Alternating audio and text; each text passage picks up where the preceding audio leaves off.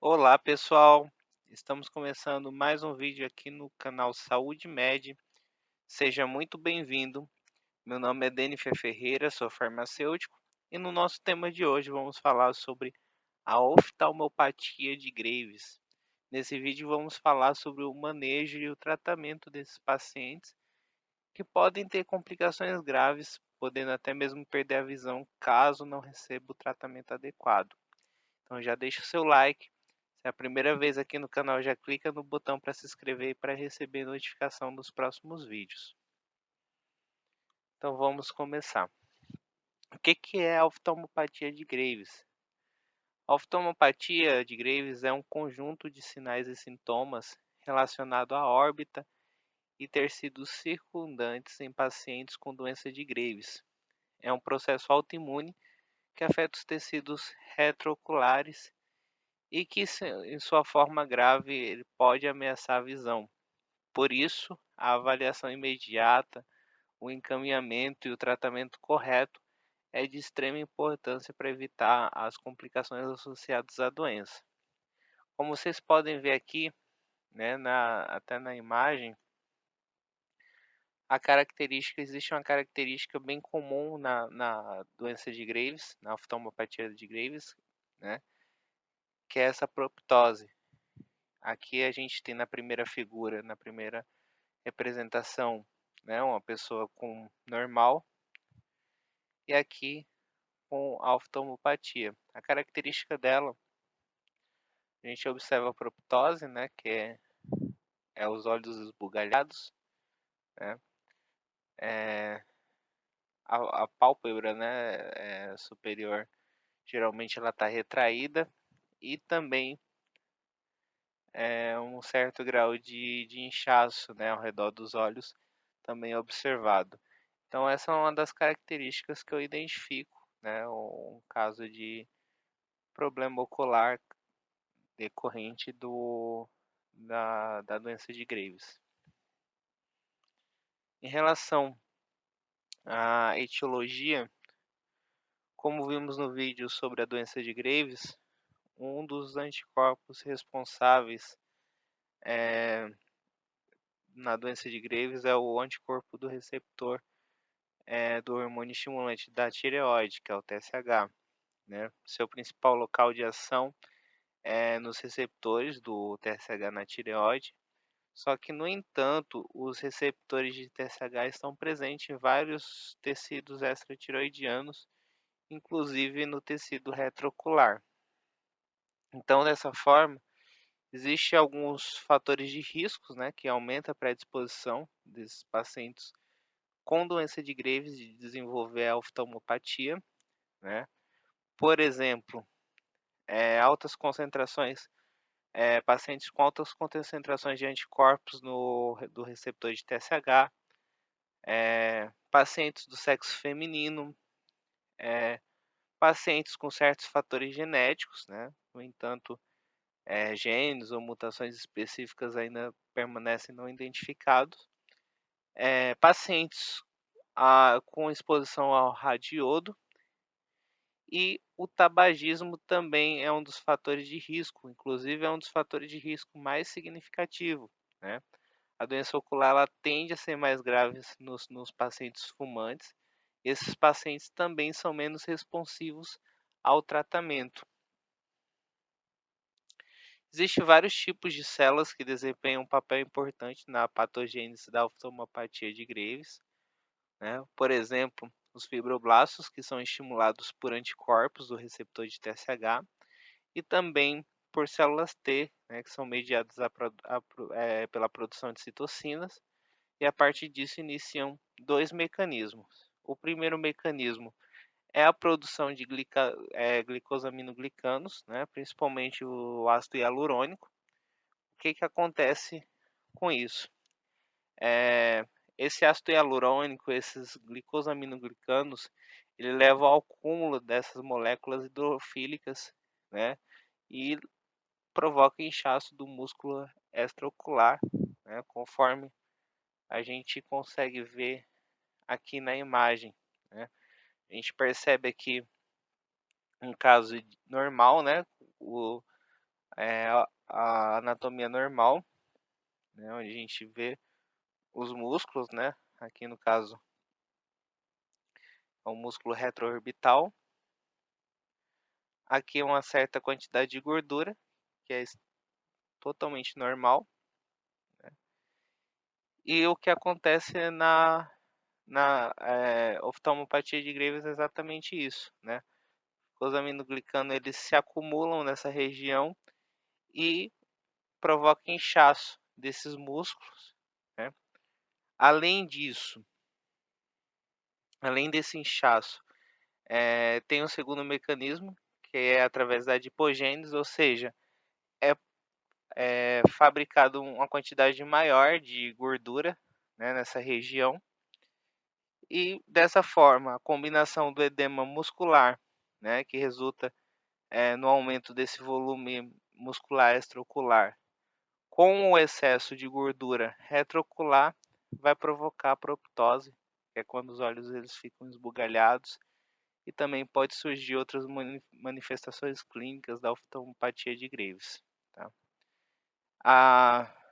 Ocorre também a retração da pálpebra superior, né, que nesse caso aqui da imagem é muito fácil identificar, né, essa retração da pálpebra. Ela ocorre devido à inflamação, né, e à fibrose do músculo de Miller, que é esse músculo aqui. A gente tem aqui a representação da anatomia do ocular, né, e geralmente a retração da pálpebra superior ela ocorre devido à inflamação, né, inflamação e a fibrose desse músculo aqui, o músculo de Miller. Esse músculo, o que que ele faz? Ele tem duas funções principais. A primeira é manter o tônus da pálpebra superior e a segunda é promover uma abertura involuntária da pálpebra mediante um estímulo simpático, né? Então essas são as principais funções desse músculo. Também essa retração da pálpebra ela pode ser causada por um outro fenômeno chamado de retração da pseudopálpebra, tá? Mas geralmente essa retração ela ocorre devido a essa inflamação aqui no músculo de Miller. Em relação à epidemiologia, né? Então a oftalmopatia de Graves ela ocorre em até 25 a 50% dos pacientes diagnosticados com a doença de Graves. Um estudo relatou que a incidência da oftalmopatia de Graves clinicamente aparente foi de 16 a cada 100 mil mulheres e 2,9 a cada 100 mil homens, né? Aí nós conseguimos ver bem claramente a diferença, né, da ocorrência da oftalmopatia nas mulheres, que é bem maior do que nos homens, né? A própria doença de Graves, né, ela tem uma incidência até maior nas mulheres do que nos homens. Em relação à história clínica e exame físico, como é feito o histórico desse paciente, como examinar esse paciente? Então, a história clínica e o exame físico, eles são, né, fundamentais para avaliar a oftalmopatia de Graves. No histórico do paciente, é necessário verificar se o paciente está apresentando algum sintoma. Por quê? Eu falo que tem que ser avaliado se tem algum sintoma, porque nem todos aqueles que têm a proptose, né, que tem aqueles olhos esbugalhados, eles serão sintomáticos, tá? Alguns eles serão totalmente assintomáticos. Os sintomas que podem estar presentes incluem uma sensação de corpo estranho nos olhos, com lacrimejamento, né? Dor ou pressão dentro ou atrás dos olhos e dor ao mover o olho em qualquer direção. Também pode ocorrer alterações visuais, tá? Ela pode estar presente na forma de diplopia, né? Que é a percepção de duas imagens de um único objeto. Pode ocorrer embaçamento, alterações na visualização das cores ou raramente perda completa da visão, né? Alguns pacientes eles podem notar inchaço ao redor dos olhos ou vermelhidão, e outros podem relatar que não conseguem fechar completamente os olhos, tá? Então aí entra o exame físico, né? No exame físico, primeira coisa que eu preciso inspecionar é, é os olhos em relação à proptose, né? Então, eu vou avaliar se tem aqueles esbugalhamento dos olhos, né? E eu vou documentar essa proptose. Primeira coisa que eu vou avaliar, se ela é simétrica ou assimétrica, se ela ocorre em um olho apenas ou nos dois olhos. A segunda coisa que eu preciso avaliar, né? Eu vou utilizar um exoftalmômetro, que é esse aparelhinho aqui, tá? Eu vou medir o grau da proptose. Além disso, eu avalio o paciente se tem os olhos ali do paciente, se tem a presença de quimose ou edema periorbital. Depois, eu avalio se existe retração da pálpebra superior, que é aquela imagem que eu mostrei para vocês, tá? Da pálpebra retraída, exatamente por aquela inflamação no músculo de Miller, tá? Embora essa retração ela não seja específica para a oftalmopatia de Graves, ela pode estar presente em outras doenças, mas essa retração ela está frequentemente presente depois, nesses pacientes com doença de Graves, tá? Então, é um sinal muito importante. Depois de inspecionar em relação a isso, né, eu preciso verificar se o paciente ele consegue fechar completamente os olhos. Isso é muito importante, essa avaliação, porque a partir disso nós podemos identificar aqueles que têm risco de dano à córnea por ceratopatia de exposição, tá? Então é algo muito importante a ser avaliado. Em seguida, é necessário testar os músculos extraoculares. E como é que eu faço isso? Eu vou pedir ao paciente que ele olhe em todas as direções. Esse teste ele vai ajudar a identificar se o paciente está sentindo alguma dor em determinada direção do olhar, ou se ele pode mover completamente o olho em alguma direção específica, tá? Isso ajuda a verificar a questão de músculo, se algum músculo está sendo afetado. Por fim, o teste de acuidade visual é feito e, o teste de cores ele deve ser realizado também.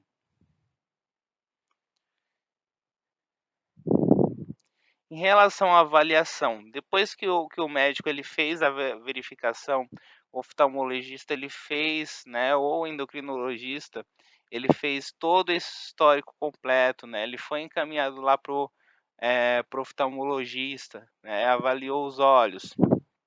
Por isso, gente, que assim, uma profissão, uma especialidade, ela não consegue fazer tudo, né? Vai precisar tanto de um como de outro, tá? Então, os dois vai ter que trabalhar junto, né? Na verdade, vários outros profissionais vão ter que trabalhar junto. Então, depois que o médico ele fez a verificação do histórico completo, realizou o exame físico que nós comentamos, o próximo passo, se ainda não foi feito, é fazer os exames de função da tireoide, né? Que aí vai incluir o TSH, o T4 livre.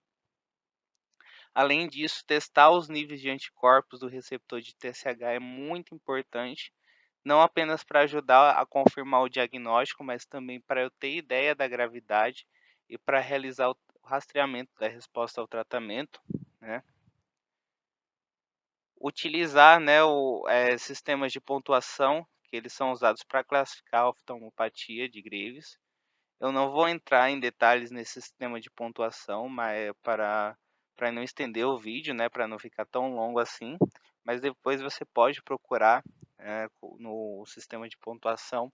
Sistema de pontuação muito utilizado, um dos mais utilizados é esse NOSPEX e o CAS, né, que é o Clinical Activity Score, que são sistemas de score para eu, né, para avaliar esse paciente, facilitar o diagnóstico e avaliar o grau da oftalmopatia também. Tá? Então, esses dois sistemas de pontuação são os mais usados. Essa identificação da oftalmopatia de Graves, que é clinicamente ativa, ela deve levar tanto à avaliação oftalmológica imediata, quanto também ao início imediato do tratamento. Tá? E aí, a avaliação de um paciente com oftalmopatia de Graves, ela deve incluir também a consideração de exames de imagem, tá? Por exemplo, a ressonância magnética, que ela pode ser muito útil na identificação daqueles com doença clinicamente ativa. E isso pode ajudar a decidir quais pacientes podem responder melhor à terapia imunomoduladora. Tá? A ressonância magnética também ela é útil se a apresentação da oftalmopatia for atípica ou assimétrica para excluir outras patologias oculares. E além disso, se houver suspeita de compressão do nervo orbital, a ressonância magnética é muito útil para identificar isso. Tá? Também eu posso usar a tomografia computadorizada, que embora ela não ajude a determinar a atividade clínica, mas ela pode ser útil no planejamento do tratamento cirúrgico, né, de descompressão orbital. Em relação ao tratamento, né, e o manejo desse paciente. Então, as opções de tratamento elas se dividem entre aquelas que são de suporte e aquelas que são específicas, né? A base para eu decidir quais medidas elas serão adotadas, se serão as de suporte ou serão as específicas, elas serão adotadas dependendo da gravidade da doença. Então, as medidas de suporte que são necessárias, as medidas de suporte elas são necessárias para todos os pacientes, independente da gravidade, tá? Essas medidas de suporte ela vai incluir a lubrificação ocular adequada com colírios lubrificantes, o tapa-olho, né, e a correção de prisma, que ajuda na diplopia.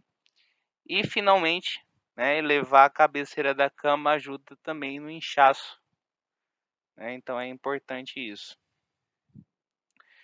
De forma adicional, né, é muito importante incluir o aconselhamento para esse paciente parar de fumar, caso ele fume, né, e tornar o paciente eutiroidiano.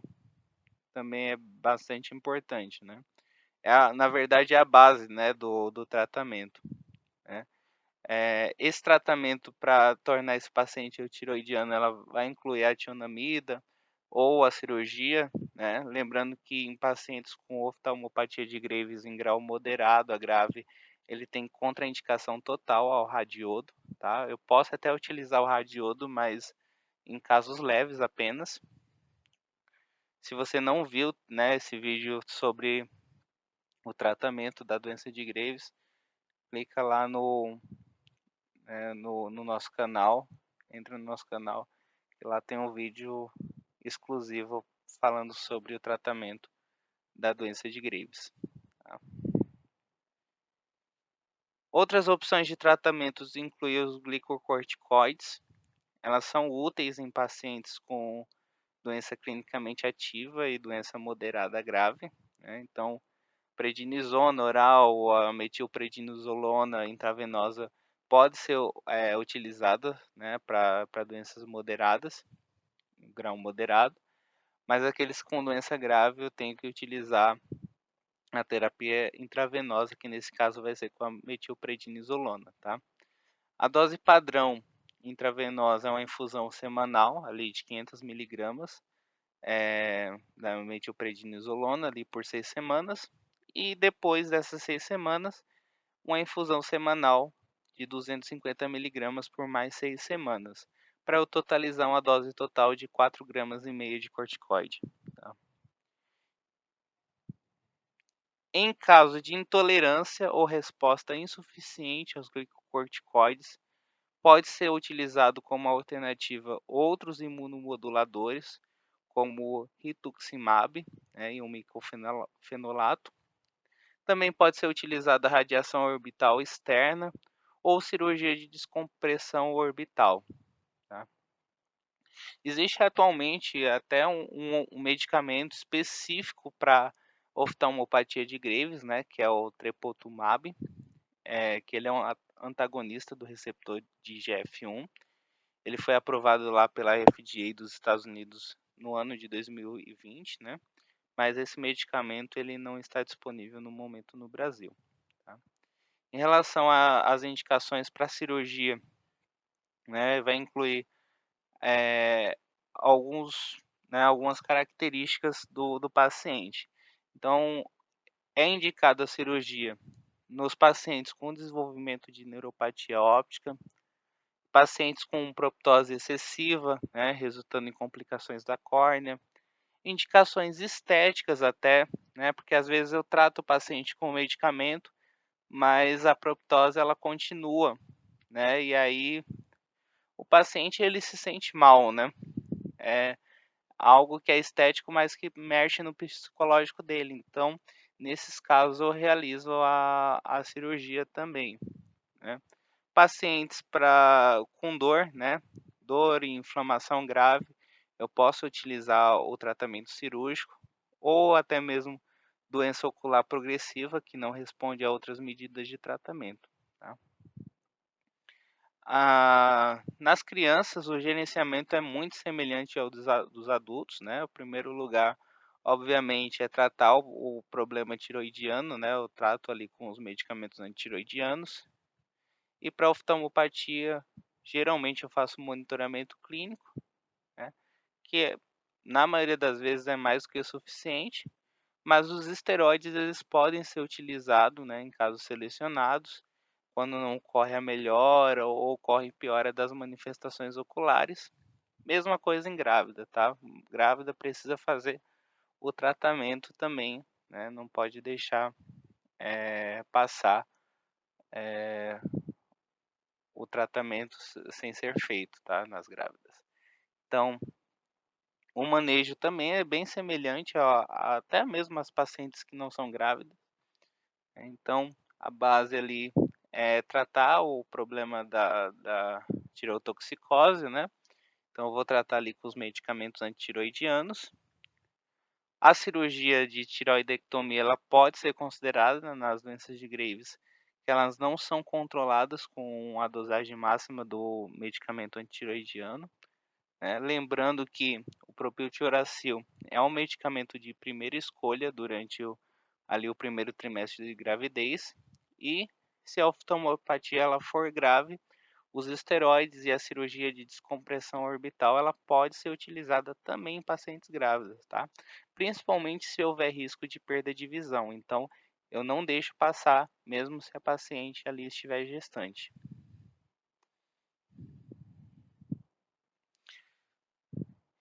Importância da equipe multiprofissional, tá? Como sempre defendo e sempre eu vou defender, o tratamento e acompanhamento com a equipe multiprofissional é sempre a melhor opção para que o paciente tenha bons resultados para qualquer doença, tá? Com a oftalmopatia de Graves não é diferente, ela requer abordagem de equipe multidisciplinar, isso vai incluir o médico de atendimento primário, né, que geralmente ali é o clínico geral, o endocrinologista, que é importante para tornar o paciente eutiroidiano e avaliar a melhor modalidade de tratamento com abordagem individualizada, o oftalmologista, que é importante para examinar adequadamente os olhos do paciente, acompanhar a progressão da doença e distinguir aqueles que precisam de cirurgia de descompressão orbital, tá? O farmacêutico, que é importante para auxiliar ali na dose, né, dos esteroides e também dos outros imunomoduladores. A equipe de enfermagem, que é importante para administrar o tratamento, né, quando os pacientes eles precisam da hospitalização, e também, né, para aconselhar o paciente também, os enfermeiros é muito importante em relação a isso, tá. O radiologista também ele é muito importante, não está aqui no slide, eu acabei esquecendo, mas o radiologista também ele é importante para interpretar os exames, de imagem necessários, tá. E o assistente social, a consulta com o assistente social também ela pode ser benéfica, não apenas para o paciente poder conversar com alguém, mas também se a doença ameaçar a visão, né, para esses profissionais ele coordenar qualquer tipo de assistência adicional que esteja disponível para ele, tá. Algo que é muito importante, né, o paciente ele precisa de informação da doença, o paciente precisa entender aquela doença, o grau de gravidade daquela doença para que ele possa, né, tomar as medidas necessárias, se cuidar, né, e fazer o uso da terapia adequada de forma correta, tá. Então, a oftalmopatia de Graves, ela, como a gente vê, ela pode ser angustiante para a maioria dos pacientes, né, devido aos sintomas. Então, o aconselhamento do paciente, ela inclui a cessação do tabagismo, né, então parar de fumar, porque como a gente falou, o tabagismo é um fator de risco significativo para essa doença. É importante conscientizar o paciente de medidas locais, né, especialmente os tapa-olhos, os colírios lubrificantes, para ajudar a prevenir complicações de córnea. Os pacientes eles precisam ser conscientizados que o acompanhamento regular com especialista, como o oftalmologista e o endocrinologista, é de vital importância para acompanhar a progressão da doença e avaliar o tratamento, né. Os pacientes eles devem entender que se notarem qualquer alteração em sua visão ou desenvolverem novos sintomas como dor, ali no movimento dos olhos, eles devem procurar atendimento médico urgente, tá bom? Então é isso, gente. Uma coisa que eu quero ressaltar aqui, apesar de eu falar sobre os medicamentos, apesar de eu falar sobre o tratamento, não use nenhum tipo de medicamento sem orientação médica e do farmacêutico. Não procure um autodiagnóstico, tá? Procure sempre um especialista que ele possa te auxiliar, ele possa te avaliar de forma individual, né? Assim como deve ser feito, tá bom? Então é isso, pessoal. Semana que vem vamos tratar sobre um novo assunto. Então, se você gostou, deixe o seu like, se inscreva no canal, deixe o seu comentário que é muito importante. E se tiver alguma dúvida, pode deixar nos comentários que, na medida do possível, eu estarei respondendo. E lembrando que temos mais vídeos no canal, então acesse, né, assista os outros vídeos para embasar os assuntos atuais, né, com base nos outros, porque a gente faz mais ou menos uma continuação, né. Então, esse vídeo aqui é o penúltimo vídeo falando ali sobre o hipertiroidismo, sobre a tireotoxicose, as suas complicações, tá. Então, tudo isso serve de base, os vídeos anteriores eles servem de base no conhecimento desses vídeos atuais, tá. Então até semana que vem, pessoal, um grande abraço a todos e tchau, tchau.